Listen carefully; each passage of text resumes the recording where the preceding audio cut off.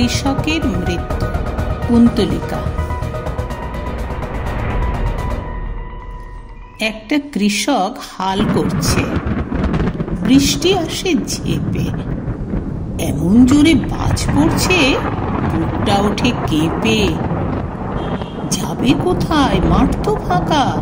ছুটতে ছুটতে এসে দেয়ালে ঘেরা চালের নিচে একলা থাকে বসে। বসতে বসতে কখন যেন সন্ধ্যা নেমে এলো। যাবে কোথায়, মাঠ তো ফাঁকা, সেইখানেতেই থামল। বলদ দুটো পাশে বেঁধে গামছাখানি পেতে মুড়ে গুড় বাঁধা ছিল, সেটাই থাকলো খেতে। খেয়ে দিয়ে ঘুমিয়ে পড়ে। মাঝরাতেতে শোনে করুণ সুরে কে যে ডাকে পাশের ছোট্ট বনে। কৃষক ভাবে দেখেই আসি, কেউ কি বিপদে পড়ে মেঘে ঢাকা চাঁদের আলোয় বনের পথটা ধরে।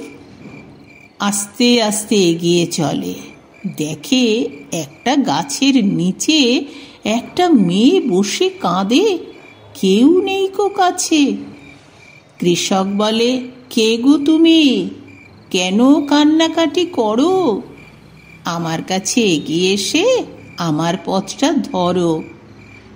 সত্যি সত্যি মেয়েটা এসে কৃষকের হাত ধরে কোথায় যেন চলল নিয়ে। কৃষক চলে ঘুরে। অনেকটা পথ সঙ্গে নিয়ে একটা ভাঙা ঘরে রাখলো তাকে বন্দি করে, দরজা বন্ধ করে। সকাল হলো, সবাই খোঁজে কৃষক কোথায় গেল। বলদ আছে, কৃষক নেই। দূরে দেখতে পেল ভাঙা ঘরে কৃষক শুয়ে, সবাই কাছে গেল। প্রাণহীন কৃষক পড়ে, কে তাকে মারলো? সেই থেকে সেই জমিটা আবাদ পড়ে আছে।